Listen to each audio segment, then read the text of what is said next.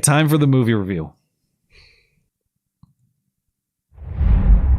In a world of movie references flying over his head, one man will finally watch them. This is the Matt and Blonde Show movie review. This week's movie is the 1957 crime drama classic 12 Angry Men, in which 12 jurors deliberate in the murder trial of an 18-year-old young man. Only one defends his innocence and slowly but surely persuades the others to acquittal. From movie picker Amanda, a classic in its own right, this movie is the epitome or epitome of what I consider to be a near-perfect script. With a simple premise, it does a fantastic job across barely 96 minutes exploring the nature of regular people and how they interact with each other. It's got fantastic dialogue and wonderful acting, with 99% of the movie taking place in one room. It is a classic for a reason, and a bonus for Blonde: no women in this one. It's true. As always, your thoughts and your rating. Okay, all right. As much as I wanted to love this movie for its absence of women and compelling dialogue, I just thought it was straight propaganda. 1957 style propaganda. So the good stuff, I like this exhaustive deliberation over the standard of reasonable doubt. That's really important, and I think that even jurors forget it sometimes. Reasonable doubt is the standard. Jurors should not be flippant about their duties. They should understand the importance of their deliberation, while acknowledging that all of us are going to come to the jury room with a certain level of personal bias. And you have to accept that and acknowledge that and do a good job of assessing your ability to be unbiased while dealing with your own biases, if that makes any sense. But it seemed that this bias, particularly of juror 3, what was his name? Lee J. something. Which one was actor. he? I don't remember them by He's the big number. angry. Oh, he's the guy, the last guy to switch. Last guy, yeah. Who was estranged from his son. I felt like this only went in one direction. There was so much commentary on this minority kid, like coming from a hard life, and is this just our own biases, that we're just expressing our own biases? Like, there was a substantial amount of evidence in the case. There were 2 eyewitnesses. I know eyewitness testimony is fallible, but 2 eyewitnesses, and then I hated this explanation that it was just some old man who had a boring life. I was like, that I find that insufficient to totally ignore an eyewitness testimony. And then the knife and everything like that, and the motive. It's like, well, there is a substantial amount. Is there reasonable doubt in this case?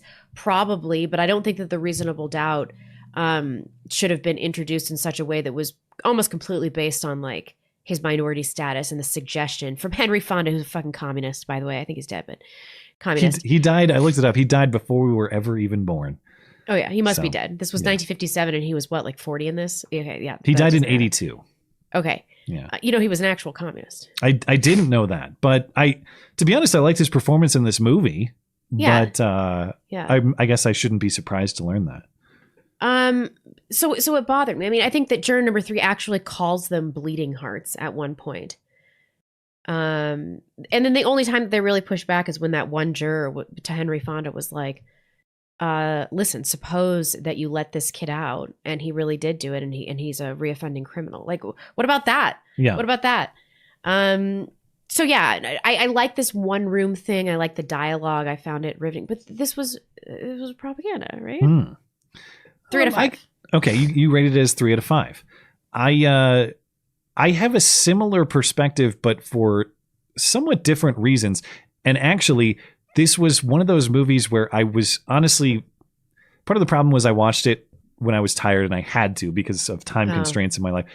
It's a bad movie to watch when you're tired because were you bored? I did get pretty damn bored, but it's the sort of movie that fulfilled my criteria for what I consider to be a good movie, which is how much did I think about it later. And in this case, I did think about it a lot later. And as I sat down to write the review, I thought about it even more, and I talked myself into a higher rating than I sat down with the intent to give it. So I actually did sit down with the intent to give it a 3, like you, but I talked myself into a 4 for several reasons.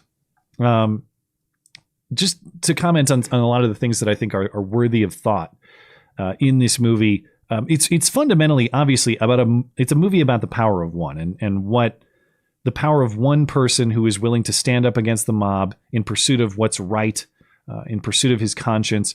That person can persuade the entire mob to his side if it's done well, which I think is a great testimony to the obligation for all of us, if we're trying to be moral actors, to stand up against the mob for moral, righteous purposes. And you can make the case that juror number 8, which is Henry Fonda's character, does that.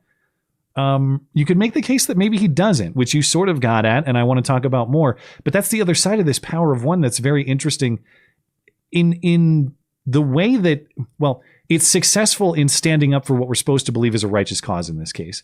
Yeah. It's also just as successful in corrupting an entire group of people who maybe had it right, but were persuaded by the convictions, the stronger convictions of someone who maybe has bad motives or bad reasoning. What I thought was fascinating, I don't know if Juror 8, which is Henry Fonda's character, I don't know if he's right or wrong about this case, which is... And I like that they did not illuminate that. I'm kind of frustrated by that, to be honest. But the takeaway to me in this, you had one juror, when they first go around to explain why everyone thinks he's guilty, there's one juror who says something, the quote is, "It's hard to put it into words. I just think he's guilty. I thought it was obvious from the word go. Nobody proved otherwise." Yeah. It was a bunch of people who did not have well thought out opinions and were taking cues from others. And the takeaway from this movie is that obviously the truth matters, but man, even the truth will fall victim without proper leadership. Mm-hmm. It was the leadership of Juror 8, Henry Fonda's character, that flipped this. And that's why it's so important. We talk about these themes on this show all the time. It's like, is it enough to just sit back and be left alone? I think that's the dream for so many people, myself included. That's what I want. However, if we don't assume leadership roles in the way that Henry Fonda's character did in this movie, someone does, and they'll guide the ship toward bad outcomes. Right. So is Henry Fonda the good guy or the bad guy? There's a debate there. But the takeaway is that leadership matters, and if we don't step up to exhibit good leadership, bad leadership can win the day. Yeah. 12 Angry Men, as Amanda mentioned, and as you kind of mentioned, there are no female characters. And I was curious if that was a deliberate decision by the writer or if that was just the norm of the time. The 19th Amendment was obviously ratified in 1920, but at the time of that ratification, only 12 of 48 states called women for jury duty. So, but that sort of that advanced after the 19th Amendment. At the time the movie was made, there were 3 states that still prohibited women from jury duty: Alabama, Mississippi, and South Carolina. And a lot of these states, it wasn't just because women were allowed on juries didn't mean that every jury was 50-50. Of course, there were special exemptions for women and special, maybe even obstacles in certain cases. Right. But the point that I'm making is that women on juries was somewhat commonplace at the time this movie was made, and yet it was decided that it would be 12 Angry Men. And I just think that decision was probably deliberate as opposed to more of a norm, and I just wonder if there was a reason for that. I don't have an answer for that. I'm just kind of speculating, but how would the movie have changed if it was 11 angry men and 1 hysterical chick? Or 12 premenstrual females? What if we did that movie? Would the outcome be the same if the facts were the same? Just things just ways the movie made me think that I appreciated. Things I wouldn't even say that bothered me, but sort of frustrated me. It's this question that you're getting at. We're on a similar line of thinking there, is that was justice served or not? Yeah. And I'd kind of like to, I understand that the writer in my mind, it seems that the ambiguity was the intent, that you didn't want to get a clean answer on did this kid commit the murder or not. You're supposed to evaluate that for yourself. Mm-hmm. But almost every juror went to the deliberation room persuaded of that kid's guilt. Yeah. Or the kid, as he's called in the movie. There's probably a good reason why. I wish I could get the same case presented by the prosecutor. I feel like we got a skewed presentation of it to the point that you're making. And as you mentioned, the evidence that's presented is this. So there was just hours before the murder, the kid was heard loudly arguing with his father, and he yelled something to the effect, "I'm going to kill you." Yeah. Okay. An elderly man in the adjacent apartment testified that he saw the kid run away, as you mentioned. So there's witness one.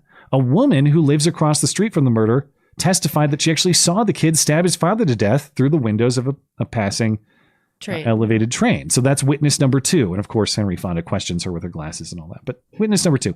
The kid's alibi at the time doesn't really hold up. He says he was watching a movie that he can't name anything about.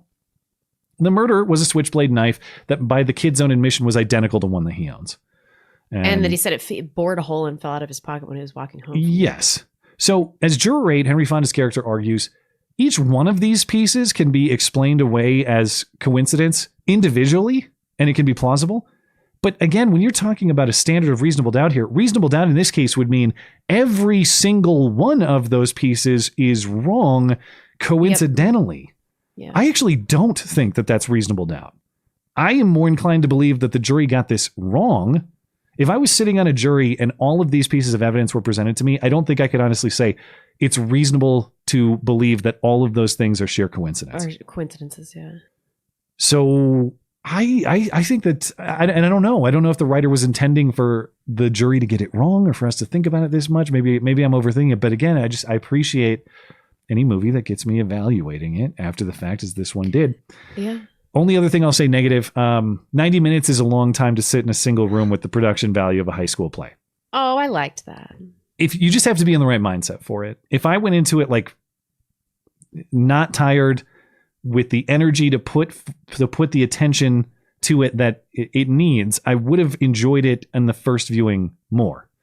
Yeah. And so if anybody's thinking about checking it out, I would just say that you don't go in expecting scenery or action or other things that are going to hold your attention from moment to moment. You have to be willing to put forth the mental energy to really actively listen to every piece of the dialogue. That's how this movie is enjoyed. Yeah. So even though I sat down thinking this is probably a 3 because, it was okay, but I wouldn't watch it again. The more I thought about some of the complexity of the plot and the writing, the more I appreciated it. So I bumped it up to a 4 because it did what I say makes a good movie, which is get me to think about it later.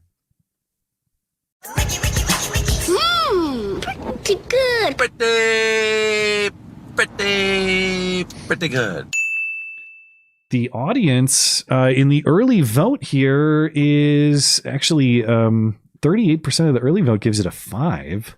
36% of the early vote gives it a 4. And the early vote is actually in the perfect 5, 4, 3, 2, 1 order. So yeah, a lot of enjoyment for this movie.